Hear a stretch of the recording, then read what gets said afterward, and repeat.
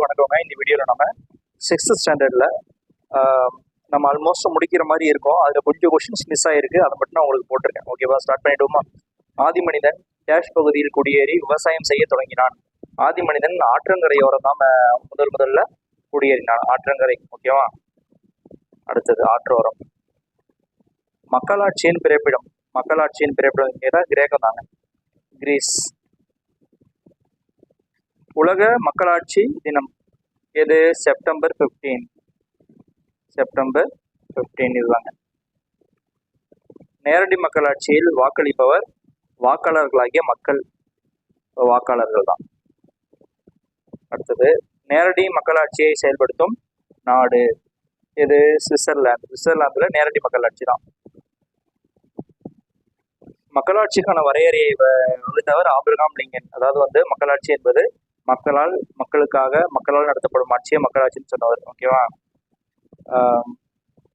மக்கள் டேஷ் அளிப்பதன் மூலம் தங்கள் பிரதிநிதிகளை தேர்ந்தெடுக்கின்றனர். மக்கள் ஓட்டு போடுறாங்க, வாக்களித்து தேர்ந்தெடுக்கிறார்கள். நம் நாட்டில் நாடாளுமன்ற மக்களாட்சி உள்ளது. நாடாளுமன்ற ஜனநாயகம் சொல்லுவாங்க இந்தியாவை. ஓகேவா. அடுத்து பாருங்க, பல கிராமங்கள், கிராம ஊராட்சிகள் ஒன்றிணைந்து டேஷ் அமைக்கப்படுகிறது. என்னன்னா ஊராட்சி ஒன்றியம். ஊராட்சி ஒன்றியம். தேசிய ஊராட்சி தினம். தேசிய ஊராட்சி தினம் எது? ஏப்ரல் 24 அப்படின்னு ஞாபகம் வச்சுக்கோங்க. ஊராட்சி தினம் ஏப்ரல் 24. இந்தியாவின் பழமையான உள்ளாட்சி அமைப்பாக அமைக்கப்பட்ட நகரம் சென்னை. லோக்கல் எலெக்ஷன் இந்தியாவில் ஃபர்ஸ்ட் லோக்கல் எலெக்ஷன் கொண்டது சென்னை தான். மாநகராட்சியின் தலைவர் டேஷ் என அழைக்கப்படுகிறார். மாநகராட்சியின் தலைவர் மேயர். மேயர் என அழைக்கப்படுகிறார். இந்தியாவிலேயே பேரூராட்சி என்ற அமைப்பை அறிமுகப்படுத்திய முதல் மாநிலம் தமிழ்நாடு தான். பஞ்சாயத்து ராஜ் சட்டம் கொண்டுவரப்பட்ட ஆண்டு 1992. பஞ்சாயத்து ராஜ்.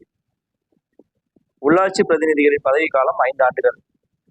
தமிழ்நாட்டின் முதலாக உருவாக்கப்பட்ட நகராட்சி வாலாஜாபேட்டை நகராட்சி. இதெல்லாம் ஞாபகம் வச்சுக்கோங்க, முக்கியமானது. ஓகேவா. வாலாஜாபேட்டை நகராட்சி. மேட்ச் பாருங்க. கிராம சபைன்றது நிரந்தரமான ஒரு அமைப்புங்க.